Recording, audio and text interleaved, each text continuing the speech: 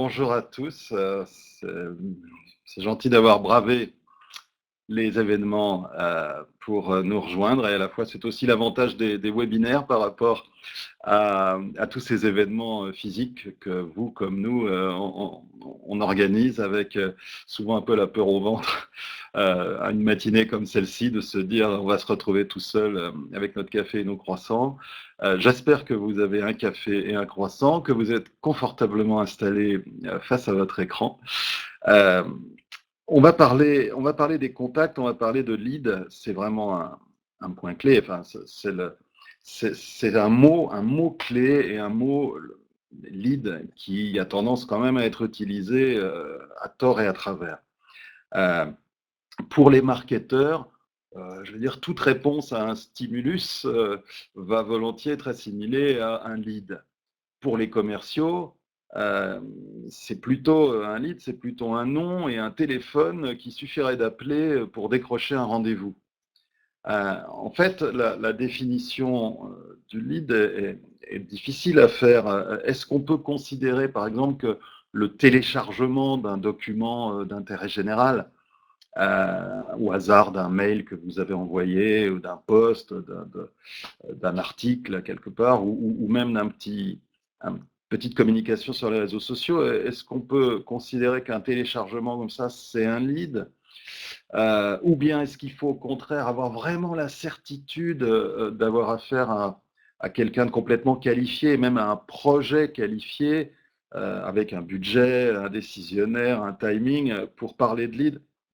En fait, ni l'un ni l'autre. La vraie définition du lead, c'est une étape franchie le long du chemin qui sépare la demande et l'offre, c'est-à-dire un pas dans votre direction, un pas d'engagement supplémentaire sur un chemin qui, la plupart du temps, en possède plusieurs.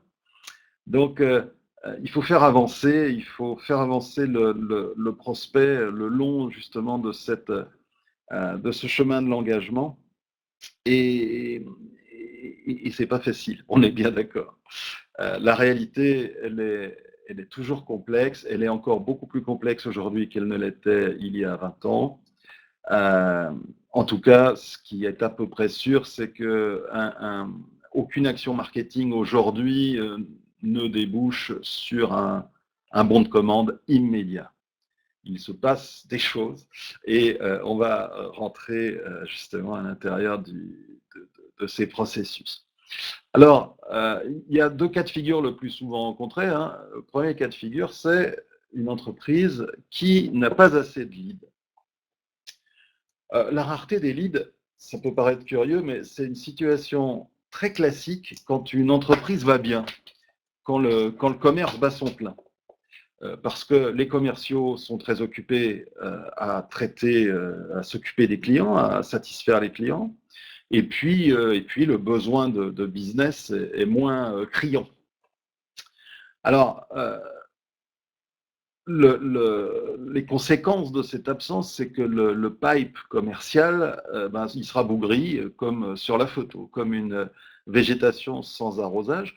On devient plus dépendant vis-à-vis des clients acquis. Et puis, il y a de moins en moins de choses nouvelles à communiquer. Et ça nous touche évidemment beaucoup quand on se situe dans le marketing, parce que ça veut dire moins de nouvelles histoires, moins d'expériences diversifiées à partager, moins de cas clients, moins de potentiel à faire fructifier. Euh, et donc, c'est non seulement, je vais dire, fâcheux pour le commerce à venir, mais c'est aussi très embêtant pour notre travail de marketeur.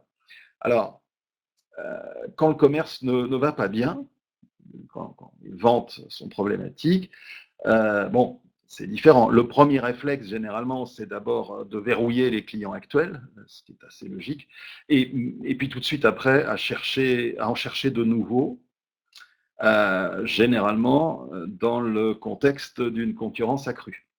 Donc, moi, ce que je garde en tête, c'est que c'est quand ça va bien, c'est d'abord quand ça va bien qu'il faut travailler ses leads.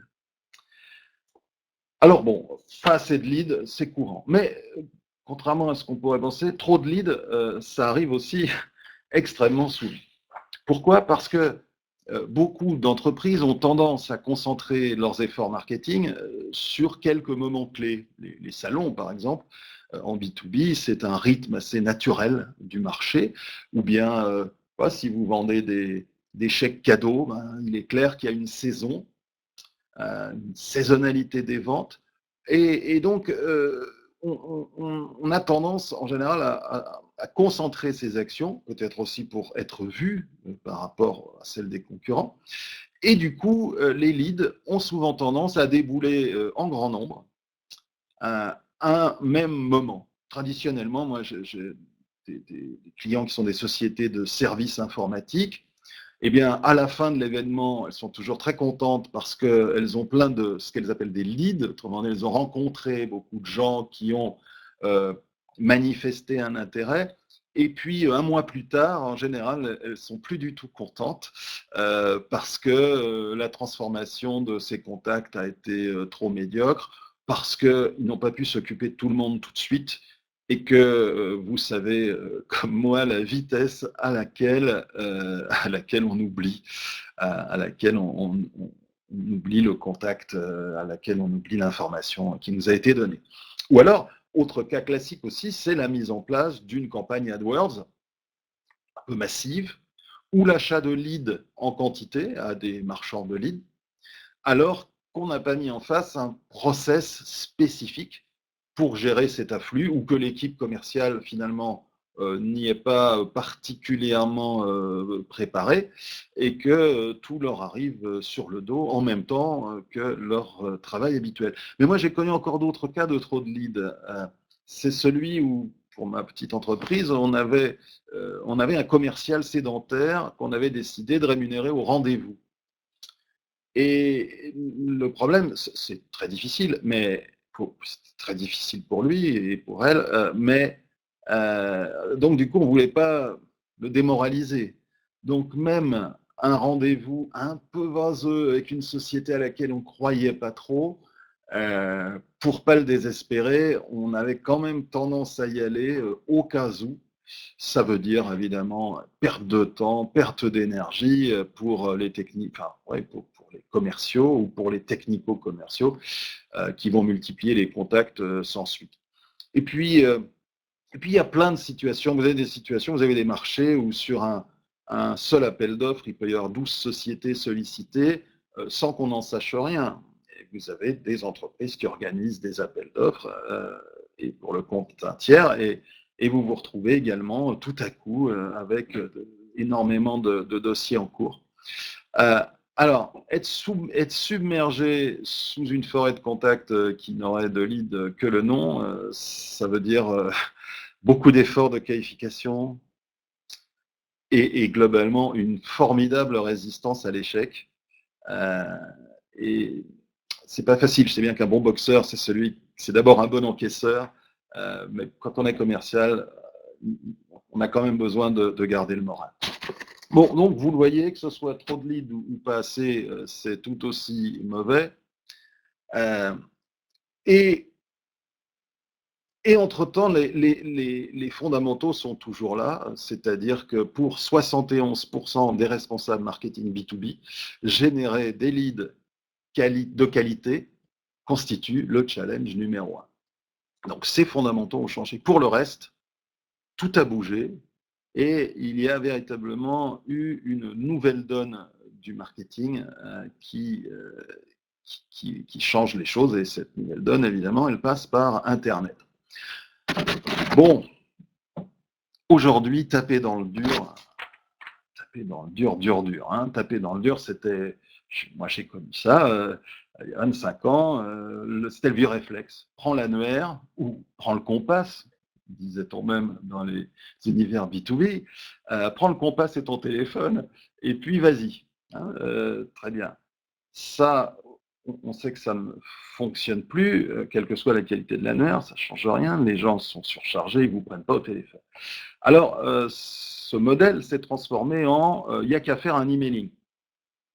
Il n'y a qu'à faire un emailing, ça coûte pas cher, Et comme c'est assez facile d'arroser large, eh ben, on a tendance à penser qu'il en sortira toujours quelque chose. Eh ben non. Non, les statistiques, sont douloureuses. D'abord, aujourd'hui, vous avez toutes sortes de listes de gens qui se sont manifestés pour ne pas être importunés. Du point de vue publicitaire, par exemple, le phénomène des ad bloqueurs, des bloqueurs de publicité est en train de se développer à une vitesse très très rapide. 44% des mailings papier ne sont jamais ouverts. 99,9% des bannières de publicité ne sont jamais cliquées. 90% des emails ne sont jamais ouverts et 99,5% ne font pas un clic. Ça, ce sont des statistiques évidemment globales. Je ne pense pas que vous soyez, vous, soumis, parce que vous, forcément, vous n'êtes pas, je ne pense pas que vous n'êtes pas des spammers qui balançaient n'importe quoi à n'importe qui au cas où ça fonctionnerait.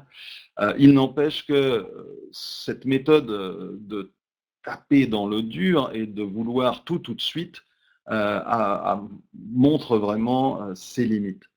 Ce qui a vraiment changé, ce qui change tout derrière, c'est que les acheteurs attendent aujourd'hui d'avoir fait les trois quarts du chemin, les trois quarts de la recherche, avant d'appeler un fournisseur ou même avant d'accepter le coup de fil entrant d'un commercial.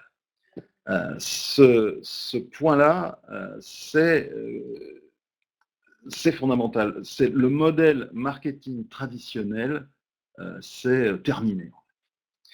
Par avant, le modèle marketing, c'était celui-là. Il avait été systématisé par les lessiviers américains, et alors c'était en trois phases. Un stimulus, en B2C, c'était la pub, la télé. Le premier moment de vérité, c'est je suis au magasin face au linéaire, je suis en face de l'offre et je me décide ou pas. Et puis le second moment de vérité, c'est je rentre à la maison, j'essaye le nouveau mire-vaisselle et je vois s'il lave toujours aussi bien la vaisselle. Voilà. Ça, c'était le modèle traditionnel. Qu'est-ce qui s'est passé, évidemment? C'est l'arrivée du search, l'arrivée de la possibilité de trouver dans un volume extraordinaire d'informations, de trouver les informations qui nous intéressent. Parce que cette apparition du search, et donc évidemment de Google, à 95% en France, eh bien, entraîne un nouveau modèle qui est celui que Sam Sébastien de Google a formalisé comme le zéro moment of truth, le moment zéro de vérité, c'est-à-dire bien en amont, finalement, de la rencontre, de la première rencontre avec le produit, le service, le fournisseur.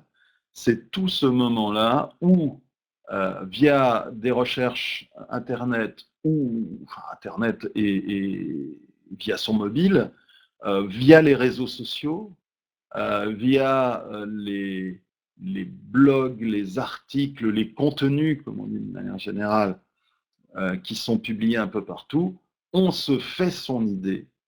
Et se faire son idée, c'est important. C'est comme vous savez, vous allez dans une boutique,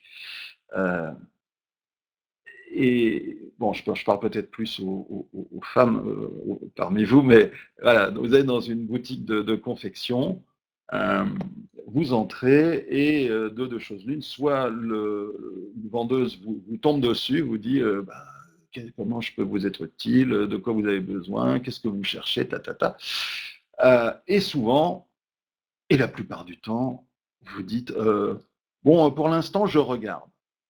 C'est-à-dire, ce premier moment, vous avez envie de le passer seul, vous ne voulez pas avoir la pression, même soft, commerciale. Donc, c'est non merci, je regarde.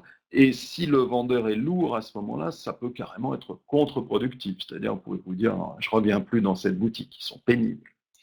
C'est la même chose. C'est-à-dire que ce nouveau modèle du zéro moment of truth, eh bien, correspond à la possibilité qui est donnée maintenant à se faire son avis tout seul, à accomplir la démarche de se renseigner, de comparer les choses, de comparer les offres, en amont de toute décision. Et de même, à ce moment-là, eh bien, l'arrivée du commercial qui dit bonjour, j'ai un super truc pour vous et tout, c'est pas le moment. C'est moi qui fais ma recherche. Alors, c'est très important parce que du même coup, il n'y a plus vraiment de chemin prédéterminé entre la demande à l'offre et l'offre. On connaissait cet entonnoir, alors vous l'avez vu dans tous les sens, dans toutes les couleurs, moi-même je le change chaque année. Voilà donc un nouvel entonnoir, Céline, l'entonnoir classique. Celui, bon, rentre les inconnus, il se termine en clients heureux qui vont vous recommander à leurs amis. Et puis entre-temps, il y a ces phases où au début vous êtes inconnu, puis vous acquérez une certaine notoriété, on vous considère comme quelque chose d'intéressant, on va aller vers une préférence, on va décider, agir, on va fidéliser, etc. Ça, c'est l'entonnoir tout à fait standard. Ce qui se passe évidemment, c'est que aujourd'hui, autour de ces 5 phases, il se passe beaucoup, beaucoup de choses. Alors, ici, c'est une visualisation faite par un consultant qui s'appelle Lee Oden, mais qui montre que, en fait, aujourd'hui, il y a tellement de possibilités d'avoir un contact avec votre offre sans même que vous le sachiez, que le chemin est beaucoup moins direct qu'avant. Certains le considèrent la nouvelle situation comme un souk. Vous savez, dans un souk, il n'y a pas une entrée et une sortie. Il y a des dizaines et des dizaines d'entrées. Il y a plein de manières d'entrer dans un souk. Eh bien, c'est un peu ça. C'est-à-dire que les marchés aujourd'hui n'ont pas qu'une grande porte, comme une boutique où on entre par la porte, on sort par la porte. Non. Il y a énormément de moyens et on ne peut donc pas mettre quelqu'un à l'entrée, quelqu'un à la sortie et s'en contenter. Pour autant, les degrés d'engagement depuis l'ignorance jusqu'à, mettons, l'enthousiasme ne sont pas obsolètes. Hein. Ils sont extrêmement importants. Ils sont toujours aussi importants dans la perspective de nourrir un premier contact et de le faire avancer le long de l'échelle de l'engagement. Donc le choix et le ciblage des différents outils est encore plus fondamental qu'avant. C'est-à-dire que les stratégies de mass média des décennies précédentes, euh, c'est vraiment réservé à des produits justement de masse. Pour le reste, le choix des outils en fonction de la situation de votre prospect le long de ce cycle d'engagement va être vraiment fondamental. Les outils, il y en a plein, hein. Il y en a beaucoup, et toute la difficulté, c'est que tous les spécialistes de ces outils considèrent toujours que c'est le leur, le meilleur. Je pense que tous, vous participez à des salons, vous faites un peu de pub, peut-être encore, des actions de marketing direct, participez à des congrès, des conférences, vous organisez des rencontres réelles, enfin, physiques ou webinaires, vous faites des emailing, vous achetez des AdWords, enfin, vous faites plein de trucs. Vous êtes présent dans les annuaires professionnels. Les outils ne manquent pas. Alors, comment je vous ai ici, voici les outils de lead generation les plus utilisés en 2013 en bleu foncé et en 2014 en bleu clair. Disons qu'on constate qu'il y a quelques outils qui ont tendance à être davantage utilisés de manière plus importante qu'avant. Le content marketing, tout ce qui va être l'inscription à quelque chose, par exemple à une newsletter, le pay-per-click est toujours bien présent. Les webinaires, c'est en plein boom, vous pouvez le constater par exemple aujourd'hui. En tout cas, des outils de lead generation, il y en a beaucoup. Ce qui compte plus que l'outil, c'est finalement de savoir qui l'on cherche, c'est-à-dire quel niveau de lead on cherche, et puis comment nourrir ces différents niveaux de lead, ces différentes catégories de professionnels, de personnes impliquées. C'est sur ce point que je vais me concentrer maintenant, parce qu'il est vraiment, on parlait d'entonnoir, mais des entonnoirs, il y en a plein, et c'est à vous de construire le vôtre. Donc, OK, vous savez toujours, hein, ce suspect, prospect, lead, client, on connaît tous ça par cœur, c'est cette pyramide de l'engagement. Maintenant, ce qui compte donc, c'est de choisir ces outils en fonction de la position des prospects dans le cycle de vente. Et vous pouvez partir du principe que votre objectif, c'est d'être utile.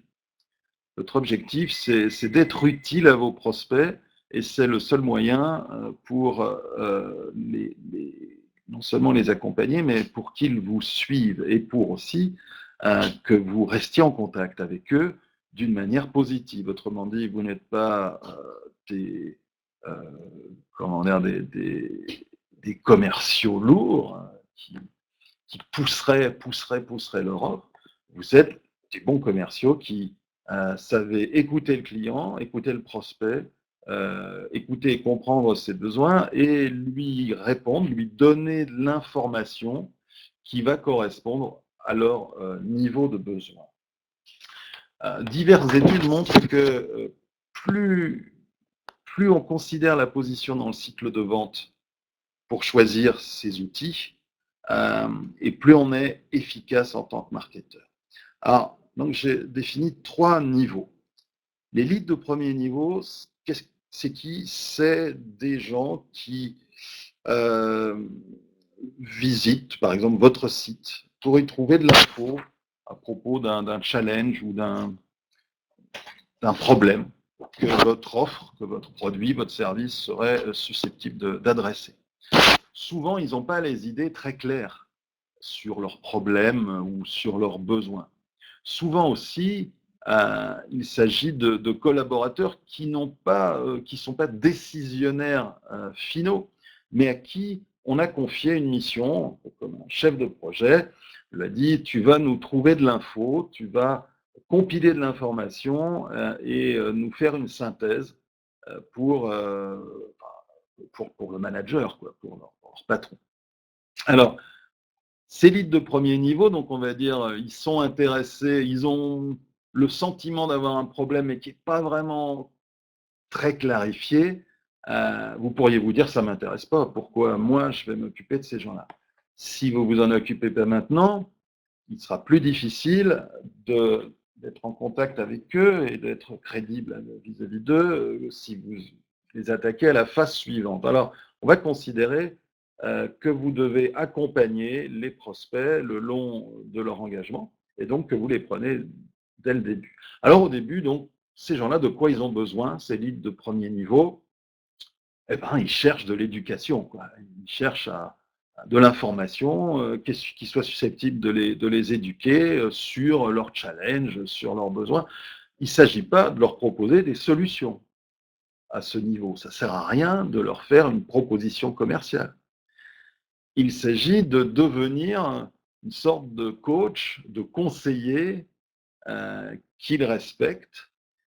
C'est le moment où on va donner aux prospects des notions qui vont être importantes au moment de la décision. Par exemple, comprendre quels sont les points clés de cette offre. Si vous cadrez tout de suite les points clés, vous pouvez d'ores et déjà quand même vous arranger pour que ça corresponde aux points forts de votre offre, bien sûr. Mais en tout cas, à ce stade, pas de solution, mais des livres blancs, des cas pratiques assez simples, des vidéos de démonstration, des articles de blog, mais qui soient vraiment autour des enjeux et quelque chose qui cadre finalement la discussion. La diffusion est large, il faut que ce soit ouvert à tous. C'est ce stade-là qui va vous faire exister dans le champ de choix. Donc vis-à-vis de ces prospects-là, voilà où vous devez vous situer. Maintenant, il y a l'étape suivante de l'engagement, les leads de deuxième niveau. Qui sont-ils? Ça, ce sont des gens qui ont déjà identifié leurs problèmes et qui sont en recherche de solutions. Peut-être qu'ils sont déjà venus sur votre site. sont peut-être abonnés à vos publications, à votre magazine, par exemple, professionnel. Ils ont probablement téléchargé, chez vous ou ailleurs, un ou plusieurs livres blancs. Finalement, qu'est-ce qu'ils recherchent à ce stade-là? Ils ont identifié leurs problèmes. Maintenant, ils voudraient bien avoir la preuve que vous pouvez résoudre leurs problèmes, de façon à ce qu'ils construisent leurs propres solutions. Une bonne idée serait de les nourrir avec des contenus, des cas documentés, des témoignages clients qui démontrent, le retour sur investissement que vous apportez, le fameux ROI. De sorte qu'ils se disent, bon ben voilà, ce modèle, ce challenge, je l'ai compris, mon problème, je l'ai compris, comment je peux intégrer le fournisseur dans mon modèle à moi? Eh bien donc, je vais l'apprendre, je vais lui apprendre en lui donnant des cas clients, des témoignages, des datasheets, des brochures, vous en participez à des webinaires, et puis potentiellement, à un moment donné, il sera prêt pour une rencontre, mais pas forcément. Donc, prenez soin en tout cas à ce que tous vos documents soient orientés sur leurs besoins et sur le profit qu'ils peuvent en tirer. Après, vous avez le moment où, très bien, j'ai compris, votre prospect a compris de quoi il s'agit, il a compris les enjeux, il a compris les points clés de l'offre, ce à quoi il faut prêter attention. Il a imaginé la manière dont il pourrait intégrer ce type de solution dans son propre modèle d'entreprise. Donc, une fois qu'ils en sont là, la question, c'est de choisir. Choisir, c'est-à-dire comparer avec la concurrence, clarifier les engagements des uns et des autres, résoudre les derniers doutes. Ces leads avancés, c'est donc le moment le plus concurrentiel finalement. Et n'oubliez pas qu'il ne s'agit pas forcément, il s'agit même rarement d'un décisionnaire unique. La plupart du temps, vous allez avoir à ce stade la personne du début, celle qui était en charge finalement de collecter l'info, le directeur ou le responsable opérationnel, celui qui va avoir à utiliser le produit. Par exemple, si vous vendiez du CRM, eh bien, ce serait les commerciaux ou le directeur commercial en tout cas. Ça peut être le responsable financier, ça peut être le directeur informatique. Enfin, donc n'oubliez pas, il n'y a pas de décisionnaire unique. Donc à ce stade, les leads, ils ont en tête des questions souvent précises qui peuvent faire la vente ou qui peuvent faire échouer la vente. C'est le moment où vous devez fournir des preuves très sérieuses de la fiabilité de votre entreprise, par exemple, en tant que fournisseur. Qu'est-ce que vous allez leur proposer? Vous allez leur proposer des feuilles de calcul de rentabilité, des grilles de critères qui permettent de faire une comparaison point à point entre votre offre et l'offre des concurrents. Vous allez devoir répondre à des questions précises. C'est donc le moment où vous allez normalement avoir la possibilité d'une rencontre, que ce soit en face à face ou que ce soit à distance, comme ça se fait de plus en plus. Vous pouvez aussi offrir aux différents intervenants de la décision des éléments qui les concernent directement. Pour le DAF, pour le DG, par exemple, oui, la démonstration de votre fameux ROI, de votre retour sur investissement. Pour les utilisateurs finaux, eh bien, c'est le moment de les rassurer sur la facilité d'usage de vos produits, de la capacité à les aider à travailler mieux et à travailler de manière plus facile. Donc, ces trois niveaux, en réalité, selon les marchés, vous allez peut-être avoir davantage de niveaux. Mais question qu'on me pose souvent, c'est mais alors pourquoi ne pas chercher exclusivement les leads avancés? La vraie question, c'est que vous ne savez pas forcément quand est-ce que ces leads sont avancés si vous n'avez eu aucun contact en amont. Donc, si l'idée, c'est exclusivement de participer à des appels d'offres pour donner un prix Euh, et finalement, pratiquement je sais pas, il y a une expression commerciale qui m'échappe, mais pour arriver vraiment en faire valoir de la société qui accompagne le prospect depuis plus longtemps que vous. Donc, si vous êtes là pour faire baisser les prix, pour parler brutalement, vous allez perdre du temps et pour pas grand-chose. Vous allez vous retrouver dans les situations dont on parlait au début. Donc, aujourd'hui, de fait, si vous n'êtes pas là avant le moment définitif du choix, vous avez extrêmement peu de chances d'y arriver. Donc, à vous de segmenter les niveaux d'avancement, les étapes de l'engagement, et ensuite, effectivement, de fournir les éléments, d'aider, d'être utile au prospect à chaque fois qu'il va passer au stade suivant. Oui, l'heure tourne, Céline me fait les gros yeux. Alors, euh, n'oubliez jamais, et on oublie toujours, c'est pourtant clé, vos premiers leads, c'est souvent vos clients actuels.